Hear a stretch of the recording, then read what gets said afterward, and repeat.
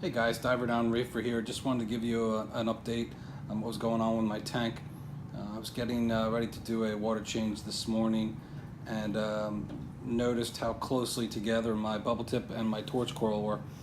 And I have been dosing amino acids the last couple weeks, and I really think that that stuff is making my corals grow rather quickly just in the last couple weeks. These guys have really taken off, even my anemone. It's pretty unbelievable. But as I was filming this, I did see where my torch coral, he's in the flow. His tentacles are extended, pretty good. I mean, he's opened up pretty wide, about as big as he normally gets. And one of his tentacles reached out and actually stung the bubble tip anemone, and he recoiled back rather quickly. I've never had that happen before in my tank. Obviously, when I glued my torch down, I should have gave him a little bit more room, not thinking ahead, obviously. But when I first put that anemone in, it was rather small, and it's grown crazy. Just here it is now in slow-mo. You can see the tentacles reaching out and stinging the bubble tip anemone as he recoils back into his hole. There it is there now. Recoils back in. Not happy at all. So obviously I'm gonna have to do something about this torch coral. I'm gonna have to move it. I can't move the anemone obviously, so I'm going to move the torch.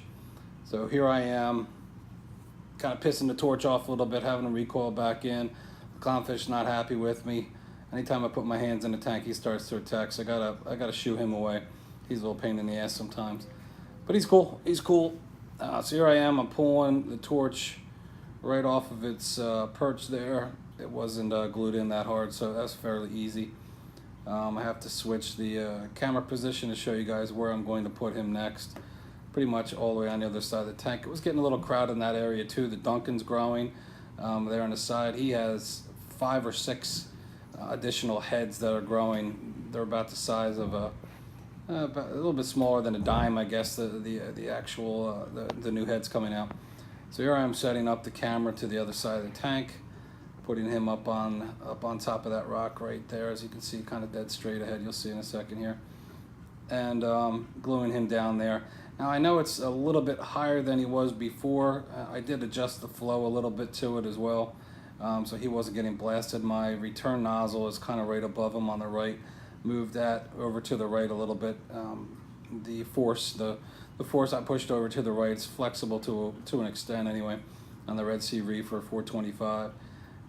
So I pushed him over a little bit. I'm gluing him down now on the rock, right up there at the top. I think it's a pretty good position for him. Again, it's a little bit higher up on the rock than he was before, and he's going to get maybe just a little bit more flow. But as far as I know, the torch corals, they like the flow. I'm assuming somewhere around the medium to high flow. Maybe not quite as much as an SPS, but they do like the flow. So again, he's just glued on. I can always pop him off if it's too high or he's getting too much light, or I see a little bit too much flow on him. But he looks pretty good in that position there. And as of right now, he seems to be happy. So we'll see what happens. Alright guys, I'll cut this video short here. Just wanted to give you guys another update on what was going on in my tank. Here's a little bit of a close-up of him, glued on. So he's looking pretty good. And going back over to the bubble tip anemone where he was before, you can see he has little recoils.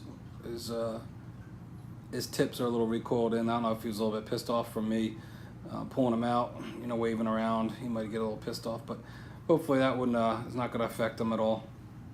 He should just go right back to being healthy and happy. So again, guys, I'm going to turn the power heads back on, give them a little bit of flow, and you guys let me know if the flow looks a little bit too high for him. Then I'll move them. But again, I'm under the understanding that they like the medium to high flow, so it should be okay for them. And obviously I will I'll check them out, keep my eye on them, make sure that nothing's tearing off of them or anything like that. So here's another little close-up one with a little bit of flow on them. Doesn't look too awful bad. Alright guys, thanks for watching.